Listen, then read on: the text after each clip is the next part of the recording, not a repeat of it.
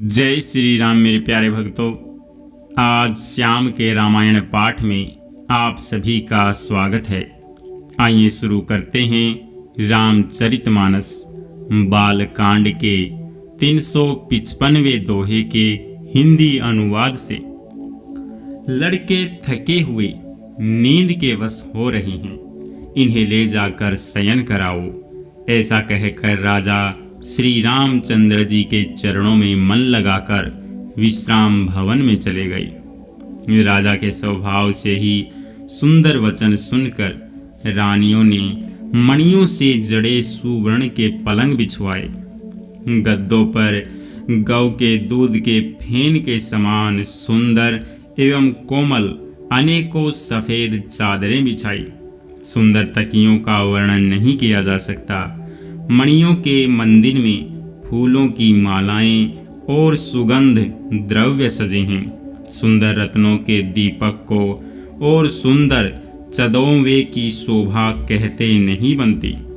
जिसने उन्हें देखा हो वही जान सकता है।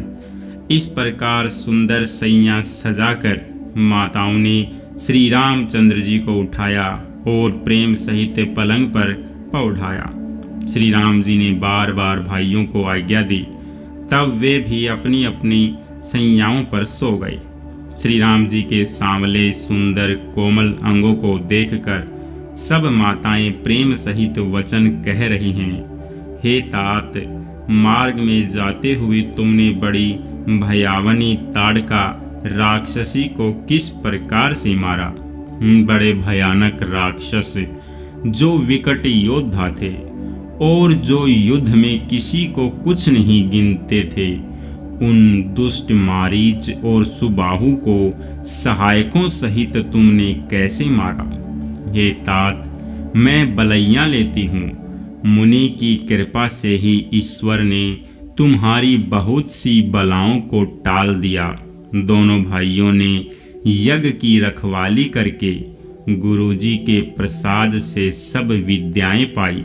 चरणों की धूलि लगते ही मुनि पत्नी अहिल्या तर गई।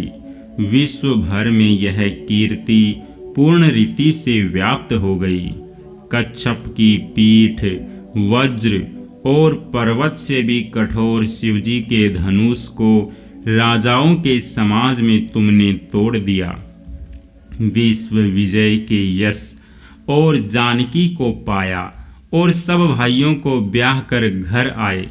तुम्हारे सभी कर्म अमानुषी हैं, मनुष्य की शक्ति के बाहर हैं, जिन्हें केवल विश्वामित्र जी की कृपा ने सुधारा है। हे तात, तुम्हारा चंद्र मुख देखकर आज हमारा जगत में जन्म लेना सफल हुआ।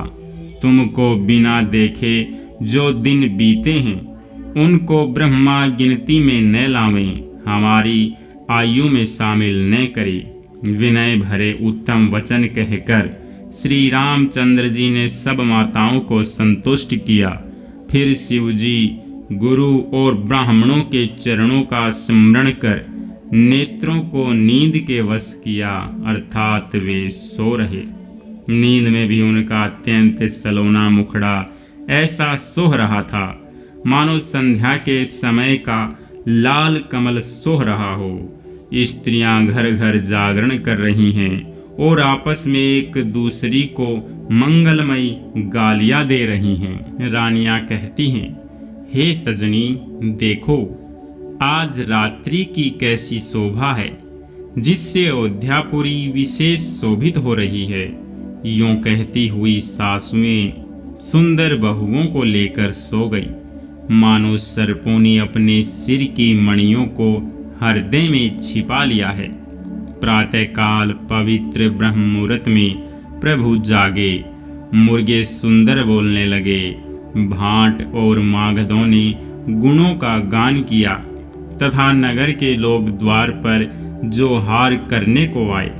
ब्राह्मणों, देवताओं, गुरु, पिता और माताओं की वंदना करके आशीर्वाद पाकर सब भाई प्रसन्न हुए।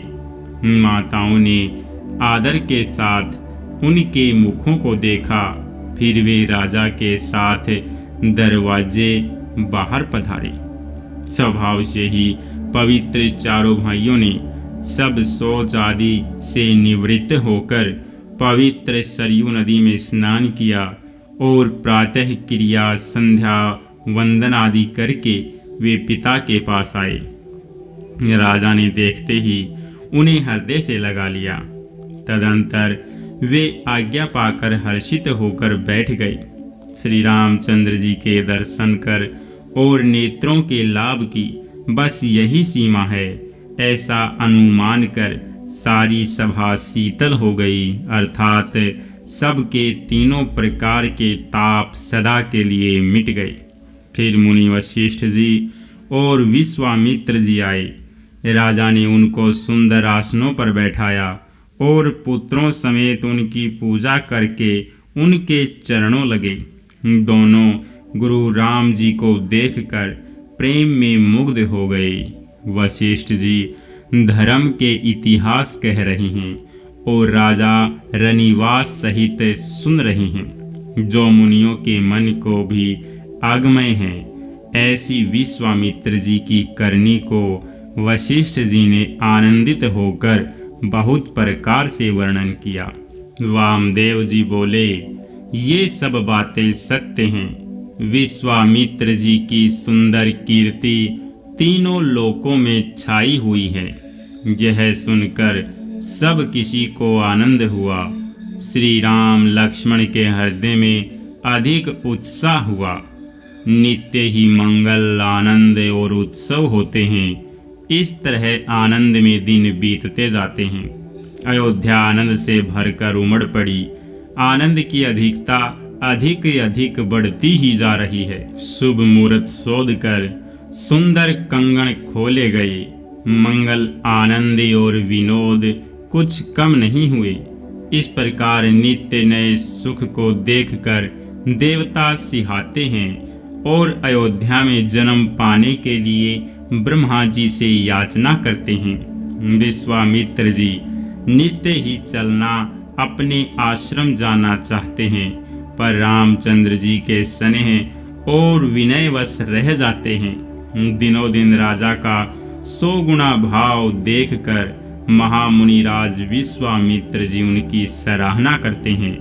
अंत में जब विश्वामित्र जी ने विदा मांगी, तब राजा प्रेम मग्न हो गए और पुत्रों सहित आगे खड़े हो गए। वे बोले, हे नाथ, यह सारी संपदा आपकी है। मैं तो स्त्री पुत्रों सहित आपका सेवक हूँ। हे मुनि, लड़कों पर सदा स्नेह करते रहिएगा और मुझे भी दर्शन देते रहिएगा। ऐसा कहकर पुत्रों और रानियों सहित राजा दशरथ जी विश्वामित्र जी के चरणों पर गिर पड़े। प्रेम विहल हो जाने के कारण उनके मुंह से बात नहीं निकली। ब्राह्मण विश्वामित्र जी ने बहुत प्रकार से आशीर्वाद दिए और वे चल पड़े। प्रीति की रीति कही नहीं जाती। सब भाइयों को साथ लेकर श्री राम जी प्रेम के साथ उन्हें पहुंचाकर और आज्ञा पाकर लौटे। गादी कुल के चंद्रमा विश्वामित्र जी बड़े हर्ष के साथ श्री रामचंद्र जी के रूप, राजा दशरथ जी की भक्ति, चारों भाइयों के विवाह और सबके उत्साह और आनंद को मन ही मन सराहते जाते हैं। वामदेव जी और रघुकुल के गुरु ज्ञानी वशिष्ठ जी ने फिर विश्वामित्र जी की कथा बखान कर कही। मुनि का सुंदर यश सुनकर राजा मन ही मन अपने पुण्यों के प्रभाव का बखान करने लगे। आज्ञा हुई तब सब लोग अपने अपने घरों को लौटे। राजा दशरथ जी भी पुत्रों सहित महल में गए। जहाँ तहाँ सब श्री रामचंद्र जी के विवाह की गाथाएं गा रहे हैं। श्री रामचंद्र जी का पवित्र सुयश तीनों लोकों में छा गया। जब से श्री रामचंद्र जी विवाह करके घर आए, तब से सब प्रकार का आनंद अयोध्या में आकर बसने लगा। प्रभु के विवाह में जैसा आनंद उत्साह हुआ, उसे सरस्वती और सर्पों के राजा शेष जी भी नहीं कह सकते। श्री सीताराम जी के यश को, कवि कुल के जीवन को पवित्र करने वाला और मंगलों की खान जानकर इससे मैंने अपनी वाणी को पवित्र करने के लिए कुछ थोड़ा सा बखान कर कहा है। अपनी वाणी को पवित्र करने के लिए तुलसी ने राम का यश कहा है, नहीं तो श्री रघुनाथ जी का चरित्र अपार समुद्र है, किस कवि ने उसका पार पाया है। जो लोग यज्ञोपवीत और विवाह के मंगलमय उत्सव का वर्णन आदर के साथ सुनकर गावेंगे, वे लोग श्री जानकी जी और श्री राम जी की कृपा से सदा सुख पावेंगे। श्री सीता जी और श्री रघुनाथ जी के विवाह प्रसंग को जो लोग प्रेम पूर्वक गाएं सुनेंगे, उनके लिए सदा उत्साह आनंद ही उत्साह है, क्योंकि श्री रामचंद्र जी का यश मंगल का धाम है। कलयुग के संपूर्ण पापों को विध्वंस करने वाले श्री रामचरितमानस का यह पहला सोपान समाप्त होता है। मिलते हैं कल सुबह के रामायण पाठ में। तब तक के लिए आप सभी को जय जय सिया राम।